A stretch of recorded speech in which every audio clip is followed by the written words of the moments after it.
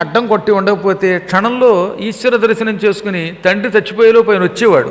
కానీ ఇతడికి ఒక విచిత్ర యోగం పట్టుకుంది. ఆ యోగమును వ్యతిపాత యోగము అంటారు. పంచాంగంలో తిథి, వారం, నక్షత్రం, యోగం, కరణము అని 5 అవయవాలు ఉంటాయి.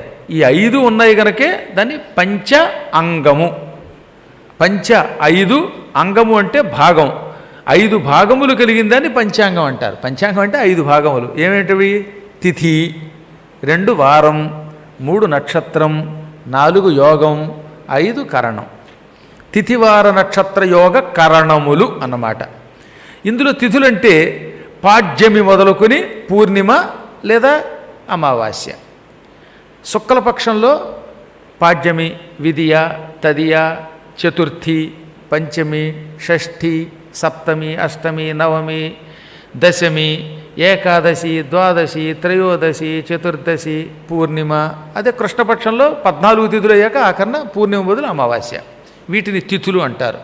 ఈ తిథుల్ని ఏ రోజుకు ఆ రోజు మనం చదువుకోవాలి. పూజ చేసేటప్పుడు తిథులను తలుచుకోవాలి.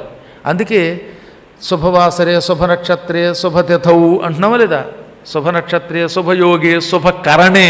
యోగం, కరణం, తిథి అన్నీ తలుచుకుంటున్నాం. మనం వాటిని పైకి ఎత్తట్లేదు. కానీ ప్రతిరోజు సంకల్పంలో శుభవాసరే, శుభనక్షత్రే, శుభయోగే, శుభకరణే, శుభతిథౌ అని 5 తలుచుకుంటున్నాం. కానీ వాటి పేరు చెప్పట్లేదు. కొంతమంది మాత్రం తిథుల్ని నవమ్యాం తిథౌ, ఇది వాళ్ళ ద్వాదశి కాబట్టి ద్వాదశ్యాం తిథౌ అంటున్నారు. కొంచెం తెలుసున్నవాడు. తెలియని వాడికి అన్నిటికీ శుభవాసరే, శుభనక్షత్రే, శుభయోగి, శుభకరణి అని ఆ పంచ అంగములను తలుచుకున్నాక సంకల్పం చెప్పాక పూజ చేస్తున్నాం. అందులో ఈ తిథుల గురించి ఏ రోజుకు ఆ రోజు చెప్పినట్టయితే దానివల్ల చాలా లాభం ఉందండోయ్. ఈరోజు పూజ చేస్తున్నప్పుడు ద్వాదశి అయితే ద్వాదశ్యాంత్యథౌ, త్రయోదశి అయితే త్రయోదశ్యాంత్యథౌ అని చెబితే ఏమిటి లాభం అని అడగండి. తిథేశ్చ శ్రియమాప్నోతి. తిథిని భక్తితో తలుచుకుంటేనే డబ్బు వస్తుంది, మంచి ధనం. ఆ ధనం కూడా తరగని ధనం, ఆనందమిచ్చే ధనం కావాలంటే తిథిని తలుచుకోవాలి. మాకు డబ్బు లేదా అని అడగచ్చు. మీ డబ్బు మీ దగ్గర ఎంతకాలం ఉంటుందో దానివల్ల నీకు ఆరోగ్యమో అనారోగ్యమో నీకు తెలియదు. అది నీకు అశాంతి తెచ్చిపెట్టచ్చు. ఒక్కొక్కళ్ళ దగ్గర డబ్బు కూడా అశాంతి తెచ్చిపెడుతుంది. కానీ తిథిని తలుచుకుంటే అశాంతి లేని ప్రశాంతత కల ధనం వస్తుంది. అందువల్ల తిథేశ్చ శ్రియం ఆప్నోతి. ఈ 15 తిథులు తలుచుకుంటే ధనమును పొందుతావు.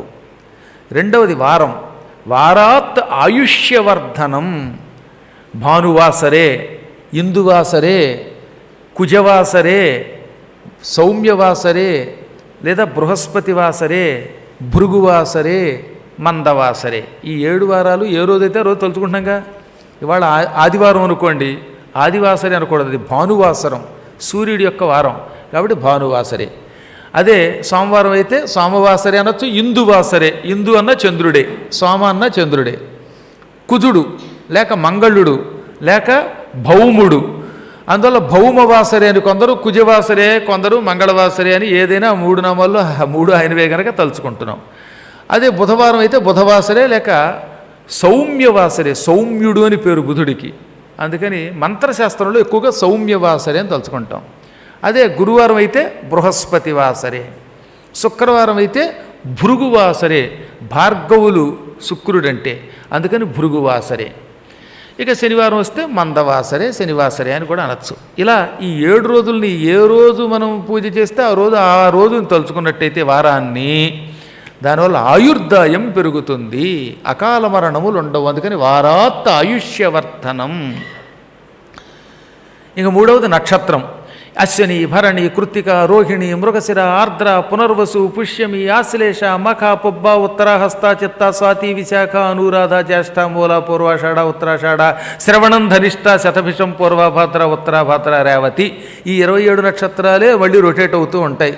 ఏ రోజు ఏ నక్షత్రం ఉందో పంచాంగంలో రాస్తారుగా, అది చూసుకోవాలన్నమాట. ఈరోజు ఆరుద్ర అయితే ఆరుద్ర, పుష్యమైతే పుష్యమి. ఓ రోజు మన పునర్వసు వచ్చింది, ఆ రోజు రాముడికి పూజ చేశారు, పునర్వసు నక్షత్రే అని చెప్పుకోవాలన్నమాట. శుభనక్షత్రి అన్న చోట పునర్వసు అని కూడా చెప్పుకోండి. ఇలా నక్షత్రాన్ని తలుచుకుంటే దానివల్ల లాభం ఏమిటి? ఏ రోజు ఏ నక్షత్రం ఉందో దాని పేరు చెప్పి తలుచుకోవటం వల్ల పాపాలు పోతాయి. నక్షత్రాత్ హరతే పాపం. నక్షత్రము వలన పాపము నశించిపోతుంది. అందువల్ల నక్షత్రం తలుచుకోవాలి. ప్రతిరోజు పాపం చేయకుండా ఎందుకుంటాం? మనం మహాపుణ్యాత్ములు ఏం కాదు, పైకి ఎన్ని కబుర్లు చెప్పినా. కాబట్టి నిత్యం ఎంతో కొంత పాపం చేయకుండా ఎవడి వల్ల కాదు. పరమపుణ్యాత్ముడే నేను కూడా అప్పుడప్పుడు ఈ దోమని ఇలా అనవలసి వస్తుంది ఒక్కోసారి కనపడితే. అది చచ్చిన చావకపోయినా నా చేతిలో ఎప్పుడూ చావట్లేదు అది. మరి దానికేం ఆయుద్ధాయం ఉందో బహుశా అనుమానం. అది కూడా రోజు వారం తలుచుకుంటుందేమో, వారాన్ని తలుచుకుంటే ఆయుద్ధాయం పెరుగుతుందట. దిక్కుమాల దోమలు కూడా నా పురాణం విని వారాదు ఆయుష్యవర్ధనం అన్నావా పద్మాకరు అని ఈరోజు గురువారం కదా బృహస్పతి వాసరి అని చెప్పుకుని వచ్చి ఉంటుంది ఇక్కడికి వచ్చే ముందు. అందుకని దానికి కూడా ఆయువు పెరిగింది. అలాగే నక్షత్రాల వల్ల ఇటువంటి పాపములు తొలగిపోతాయి. తెలుసో తెలియకో పక్కవాడి చెప్పులు ఎత్తుకుపోయినా, లేదా గురువుగారు నాకు ఎందుకు ఇంటర్వ్యూ ఇవ్వరు అని గురువుగారు ఇంటర్వ్యూ కోసం గురువుగారు గుమ్మం దగ్గర గంట సేపు గొడవ చేసినా ఇలాంటి పాపాలు వస్తూ ఉంటాయి. కొంతమంది దౌర్జన్యం ఉండవు, ఎవడికోసం ఇస్తాడు ఇంటర్వ్యూ అయినా అని యుద్ధం చేస్తారు. రావణాసురుడి అంశతో పుట్టిన వాళ్ళు ఉంటారు కొందరు. రావణాసురుడు కైలాసానికి వెళ్ళి నందీశుడితో తగాదా పడ్డట. ఏమిరా నంది, కైలాసంలోకి వెళ్ళనివ్వవా, కోతిముఖం వాడా అన్నాడు. శివుడి దగ్గరికి వెళ్ళేవాడు ఎవడన్నా నందీశ్వరుడితో యుద్ధం చేస్తాడా? దాంతో నందికి మండింది. కోతిముఖం వాడు అన్నావు గనక కోతులు నీ లంకానగరాన్ని ధ్వంసం చేసి తగలబెట్టేస్తాయి, కోతుల వల్లే నువ్వు నాశనం అయిపోతావు అన్నాడు. దెబ్బకి ఆంజనేయుడు వచ్చాడు, లంక తగలబడింది. అందువల్ల ఎప్పుడు గుర్తుపెట్టుకోవాల్సింది ఏంటంటే, ఎవరిదైనా ఆగ్రహం పొందకుండా అనుగ్రహం పొందాలనుకుంటే వినయంగా ఉండాలి. అందులో గురువుగారితో కంటే గురువుగారి శిష్యులతో మరింత జాగ్రత్తగా ఉండాలి. అప్పుడు వీళ్ళు వచ్చి గురువుగారు అంటే ఆయన ఉత్తముడు అండి, ఆయనకి దర్శనం ఇవ్వండి అని చెబితే వీడు దర్శనం ఇస్తాడు. ఆ వచ్చినవాడు అంటే రౌడీ అండి, బస్తీమే సవాలు అంటున్నాడంటే గురువుగారు మంత్రం ఎందుకు ఇస్తాడు? శాపం పెట్టేస్తాడు. పెట్టరుగానే పెట్టే స్థితి తెచ్చుకోకూడదు మనం. అందువల్ల ఎప్పుడు కూడా మనం అనుక్షణం జాగ్రత్తగా ఉండాలి. ఇదిగో ఇలాంటి పాపాలన్నీ ఉంటాయిగా మన చుట్టూతా, అవన్నీ ఈ నక్షత్రాలను తలుచుకుంటే పోతాయి. ఇక యోగములు 27. వ్యతీపాత, వైధృతి యోగం వంటి యోగములు 27 యోగాలు ఉన్నాయి. ఈ యోగముల వల్లే జీవితం అంతా విచిత్రంగా నడుస్తుంది. ఇందులో విష్కంభము అని ఒక యోగం ఉంది. ఈ యోగం ఉన్నట్టుగా పంచాంగంలో రాశాడు అనుకోండి, ఆ సమయంలో మనం బయటికి వెళ్ళామా అనుకున్న పనులు తల్లకిందులైపోతాయి. భయంకరమైన యోగం అది. వైధృతి యోగం అని ఉన్నది. ఇది మనకి ఎక్కడికి వెళ్ళినా పనిలో శాంతి లేకుండా అశాంతి ఇస్తుందట. ఒక్కోసారి మనం పనికి వెళ్ళేటప్పుడు ధైర్యం కోల్పోతాం. అయ్యి బాబోయ్ అవుతుందో లేదో, ఇవాళ పాస్పోర్ట్ కడుతున్నాను, ఇక్కడ ఎంట్రీ అవుతుందా లేదా, వస్తుందా లేదా అనే బెంగ ఎందుకు వస్తుందంటే ఈ వైధృతి యోగంలో బయలుదేరావు. అది నీకు ధృతి లేకుండా చేస్తుంది. ఒక్కొక్క రోజు పని మీద పెడితే భలే హుషారుగా ఉంటుందండి. ఆ పూట మనకి ఏం బెంగ ఉండదు. కానీ ఒక్కొక్క రోజు ఏమిటో తెలియదు, కానీ పరీక్షకి వెళ్ళినా ఇంకో పని మీద వెళ్ళినా ఆ పూట అస్సలు ధైర్యం ఉండదు. అన్నీ వచ్చినవాడు కూడా ఈ పూట పరీక్షకి వెళ్ళినప్పుడు అమ్మో నేను చదివిన వస్తాయో లేదో, గుర్తుంటాయో లేదో అని బెంగ పెట్టుకుంటాడే. దానికి గల కారణం ఏంటనమాట, ఈ వైధృతి అనే దరిద్రపు యోగం పట్టుకుందని అర్థం. అంటే అవేం చెత్తని కాదు, అవి మానవ జీవితంలో ఒక భాగం. వ్యతీపాత యోగం అని ఒకటి ఉంటుంది. అమ్మ నాయనో ఆ రోజు అనవసరంగా లేనిపోని ఇబ్బందులు వస్తాయి.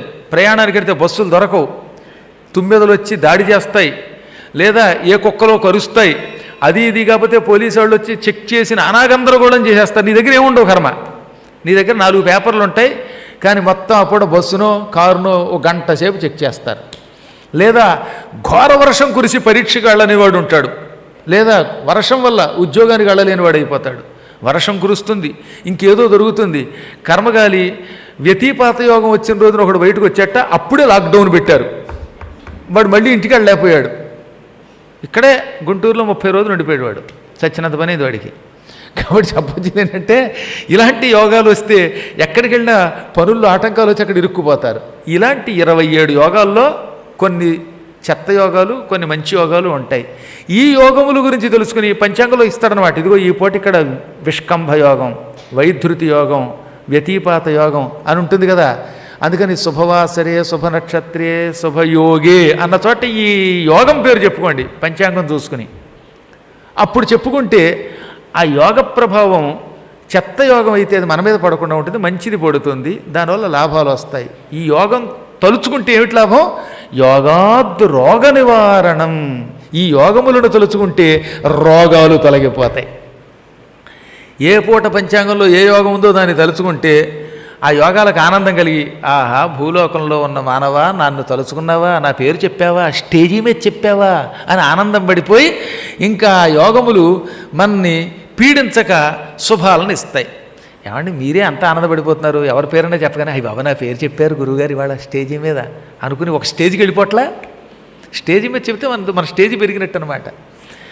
ఇంత ఏజ్ వచ్చిన వాడికే పేరు చెప్తే ఇంత ఆనందం కలుగుతుంది, అటువంటిది యోగములకు ఎంత ఆనందం కలుగుతుంది మరి, అందుకని వాటి పేరు చెప్పాలన్నమాట. ఇక చివరివి కరణములు, తైతుల కరణము, భవకరణము, ఇలా కరణములు 11 ఉంటాయి.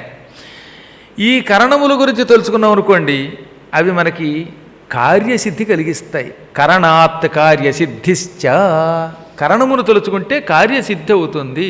అక్కడ పంచాంగాలు రాస్తాడుగా, తైతుల కరణం అనగానే శుభయోగి శుభకరణి అన్న చోట తైతుల కరణి, లేదా భవ ముందనుకోండి భవకరణి అని రాయండి, అనండి, ఒకసారి తలుచుకోండి. ఒకవేళ మనకి పేరు తెలియదు అనుకోండి, అప్పుడు శుభయోగే శుభకరణి అని మాత్రం అనండి. అప్పుడు ఏమవుతుందన్నమాట, ఈ కరణములు కూడా సంతోషించి అమ్మయ్య వీడెవడో కొంచెం మంచాడు, మనల్ని తలుచుకున్నాడు, వీడి పనులలో విజయం కలిగిద్దాం, వీడు వెళ్ళే పనిలో ఆటంకం తొలగించి ఆ కార్యసిద్ధి అయ్యేలా చేద్దాం అనుకుంటే కార్యసిద్ధి అవుతుందన్నమాట. అందుకని ఏమన్నారు, కరణాత్ కార్యసిద్ధిశ్చ పంచాంగస్య ఫలంత్వేదం. ఇది పంచాంగ ఫలితం అంటే. అందుకని ఉగాది నాడు పంచాంగం ఎందుకు అనమంటారంటే 5 తెలుసుకుంటే లాభం ఇదనమాట. మళ్ళీ ఆ శ్లోకం అందరం ఒకసారి వినండి. శ్రియస్థితేశ్చ శ్రియమాప్నోతి, వారాత్ ఆయుష్యవర్ధనం, నక్షత్రాత్ హరతే పాపం, యోగాద్ రోగ నివారణం, కరణాత్ కార్యసిద్ధిశ్చ పంచాంగస్య ఫలం త్వదం అన్నారు. ఇది శ్లోకం రాసినవాడు బృహస్పతి, పోనీ పద్మాకర్ గారు కదా రాసింది. భగవంతుడైన విష్ణువునకు కరణం అని ఒక పేరుంది. కరణం, కారణం, కర్త, వికర్త, గహనోకోహ. కరణము అంటే నిరంతరము తెలివితేటలతో పనిని చేయువాడు, పని అపజయము లేకుండా చేస్తే కరణము అంటారు. అందుకే పూర్వం కరణాలను పెట్టారు. అంటే వాళ్ళు చాలా తెలివితేటలతో ఎక్కడ భూమి ఉంది, ఈ భూమి అవతలవాడికి ఎలా దక్కాలి, నీచుడి చేతికి ఎలా వెళ్ళకూడదు, ఇంత తెలివితేటలతో ఆ పని చేసేవారు. అందుకని ఈ విష్ణు సహస్రనామంలో పేరు ఆయన పెట్టారు. కరణము అంటే సరి అయిన రీతిలో కార్యమును నడుపువాడు, మహాత్ముడు, మంచి మేధావి అని అర్థం అన్నమాట. ఒక్కొక్క పేరు మనకి తెలియకుండానే అది ఎందుకు వచ్చిందో తెలియదు, దాంట్లో అంతరార్థం అదనమాట. ఈ కరణం అనేది అటువంటిది, మనకి కార్యసిద్ధి కలిగిస్తుంది. ఇవి రోజు అనుకోండి, అది పెద్ద కష్టమే ఉందండి, అప్పుడు మనకి కార్యసిద్ధి అవుతుంది. ఈయన వెళ్ళింది ఏంటని చెప్పాము ఇప్పుడు మీకు, వ్యతిపాత యోగంలో వెళ్ళాడు పరశురాముడు, అక్కడ వచ్చింది ఈ గొడవ. ఆ యోగంలో వెళ్ళిన వాడికి ఎక్కడికి వెళ్ళినా పని అవ్వదు, ఇబ్బందులు కలుగుతాయి, హఠాత్తుగా దైవ సంబంధమైన ఆటంకాలు ఎదురవుతాయి.